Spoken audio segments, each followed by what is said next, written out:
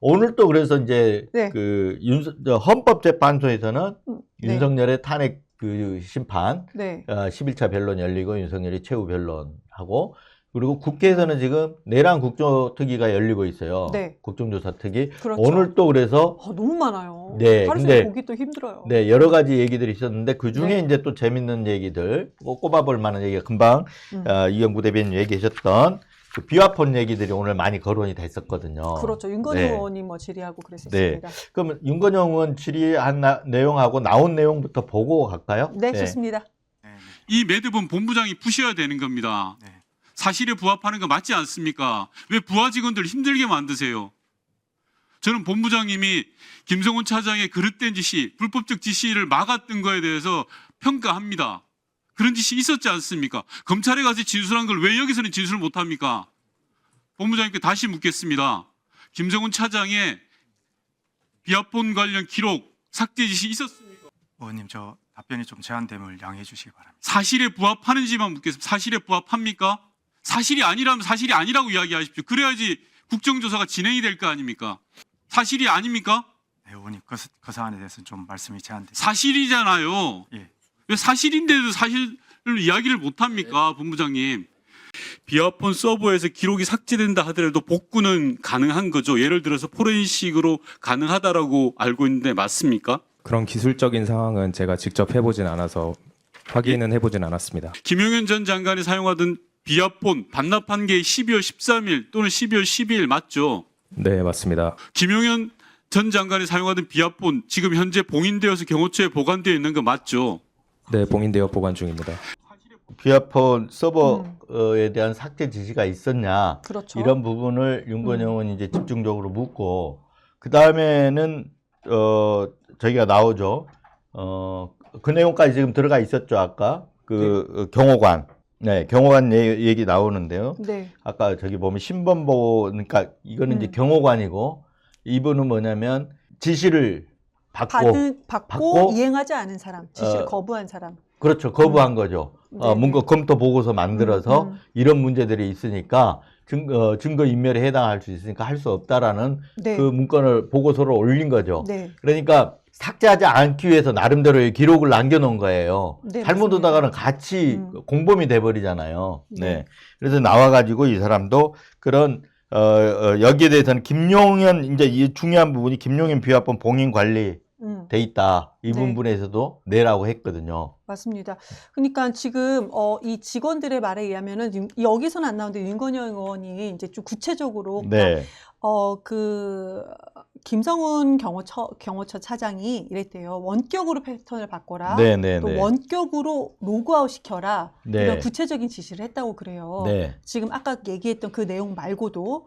그런데 경호처 직원 경호관은 이거를 봉인해서 네. 보관을 했다. 네. 지금 이런 상태입니다. 근데 이제 본인이 신변이 위협을 느끼잖아요. 왜냐하면 네. 막 서부지법도 가서 폭동을 일으키는데 본인 신변이 이거 얼굴이 드러나면 얼마나 네. 좀 두렵겠습니까? 네. 그래서 얼굴과 이름을 공개하지 않는 상태에서 이렇게 얘기를 하고 있습니다. 국회 나와서요. 그러니까 이제 아까 얘기한 대로 그 지시는 아까 서버 삭제를 지시를 하고 그럼요. 원격으로 아까 말한 대로 관리할 수 네네. 있도록 해라. 그럼 본인이 다 삭제시킬 수 있는 거잖아요. 그렇죠. 그러니까 서버 삭제 네. 지시도 하고 네. 좀 더 구체적으로 이런 네. 내용도 있었다라고 네. 합니다. 그래서 그걸 이제 다 거부가 됐고 지금 보관이 돼 있다는 거잖아요. 네. 근데 뭐 그동안 나온 걸로 보면 서버 기록이 이틀 만에 삭제되고 어쩌고 하는데 어쨌든 간에 지금 이 경호관 얘기는 비화폰 서버 기록이 삭제돼도 복구가 가능하냐 이렇게 물어본 거거든요. 네, 맞습니다. 그러니까 그건 확인해 보지 않아도 모르지만 네네. 어쨌든 김용원 비화폰에 대해서는 봉인이 돼 있다. 그러니까 소위 말하면 휴대폰 기계 자체가 봉인이 돼 있어서 네네. 기계는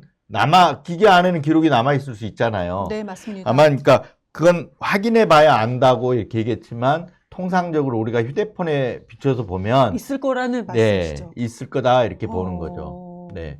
그러니까 서버 기록도 지금 네.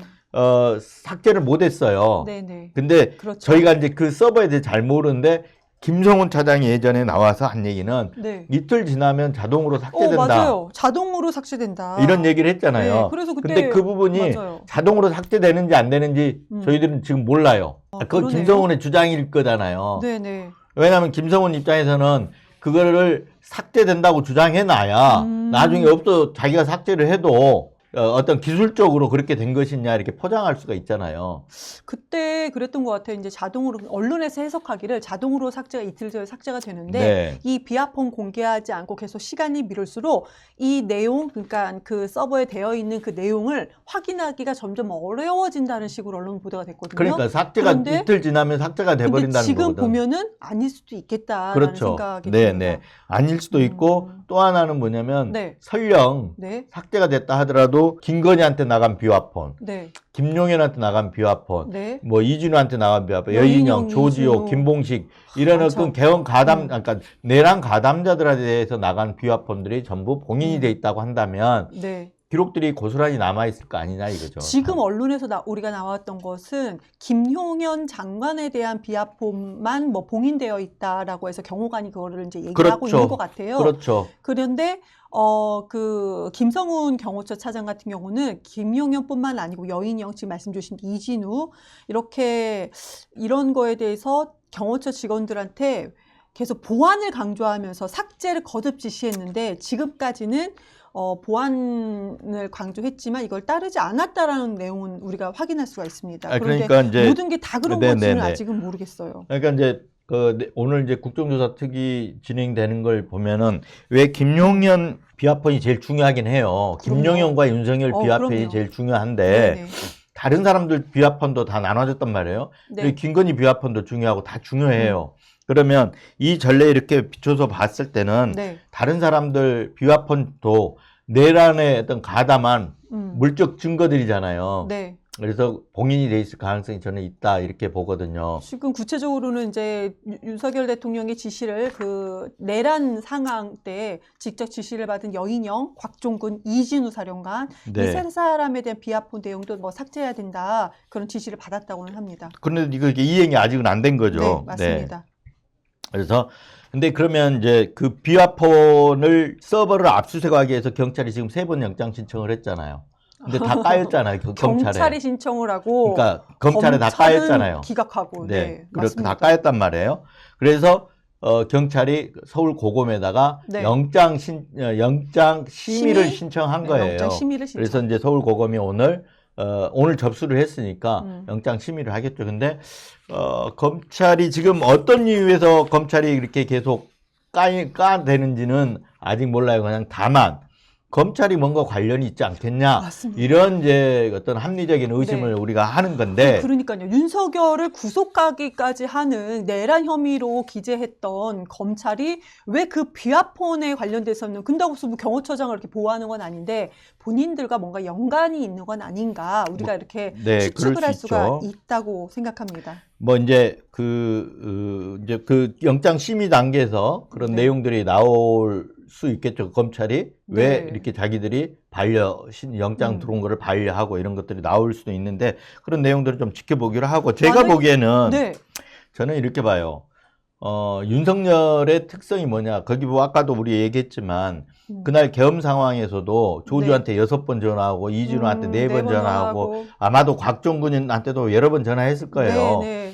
근데 그 상황들 보면 그 얘기들이 나와요. 전화가 하도 여러 군데서 오니까 받는 것도 있고 못 받는 것도 있었다 네, 그러잖아요. 맞습니다. 근데 이준우나 조지호 이런 사례를 보면 네. 다른 사령관들한테도 음. 한 번 전화한 게 아니고 여러 번 했을 가능성이 있고 홍장원한테도 벌써 2번 한 거잖아요. 그렇죠. 대기해라. 대기해라. 10시 50분에 그리고 10시 53분에 한 번 더 하고 계엄령 선포 받지 네. 하면서 2번 하잖아요. 네. 그래서 이게 윤석열의 특징이 뭐냐면 바로 전화를 들어서 전화를 하는 스타일이에요. 소리 지르고. 네. 네. 그래서 저는 이제 뭐냐면 이 네. 스타일이 대통령 되면은 보통은 검찰과 직거래를 안 하고 이렇게 중간에 민정수석을 통한다든가 이렇게 그렇죠. 하는데 윤석열은 본인이 검찰총장 네. 출신이고 검찰 출신이잖아요. 그래서 직거래를 많이 했어요. 술 먹다가 전화하고 뭐 이런 게 저는 많다고 봐요. 그래서 그 기록들 때문에 혹시 검찰한테도 막 전화를 한 많이 기록이 하죠. 있을 당연히 거라고 하죠. 생각하니까 있을 거라고 생각하는 게 아니고 이거는 있다. 이건 사실이에요, 사실.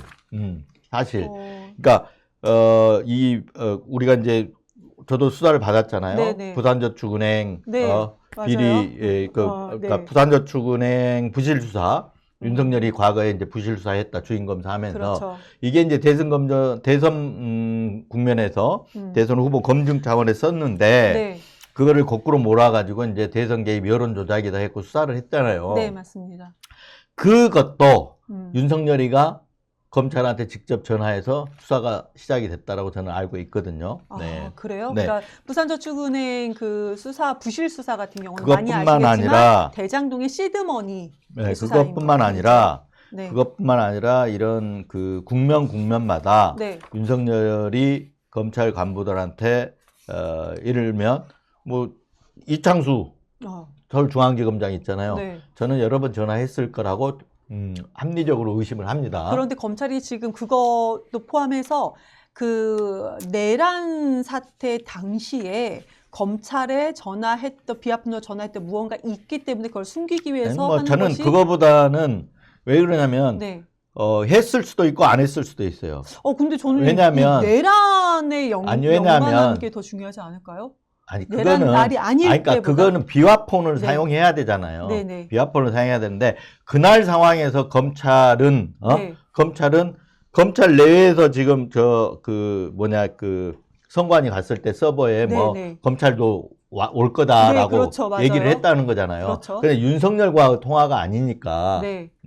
모르죠. 그렇지만 윤석열이 그날 저녁에 검찰의 어떤 간부와 통화를 했을 수도 있고, 네. 네. 그렇지만 그 계엄 상황에서는 주로 이제 국회를 차단하는 거기 때문에 경찰과 군이 제일 중요하잖아요. 그렇죠. 네.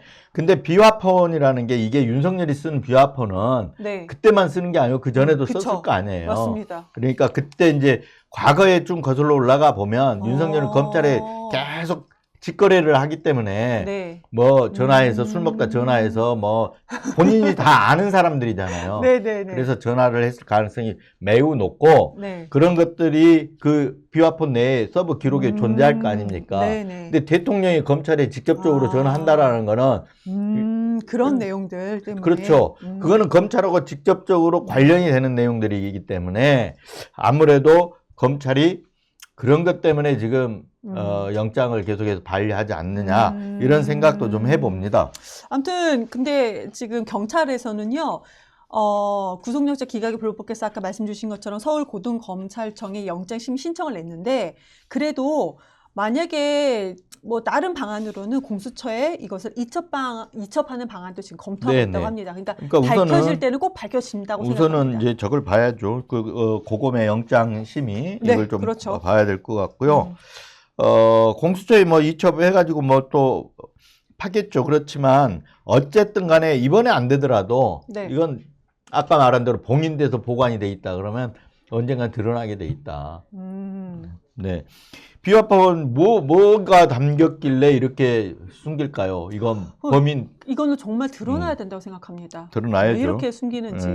예. 네, 우리가 또 깜짝 놀라 무언가가 또 일어나지 않을까 하는 생각도 합니다. 네.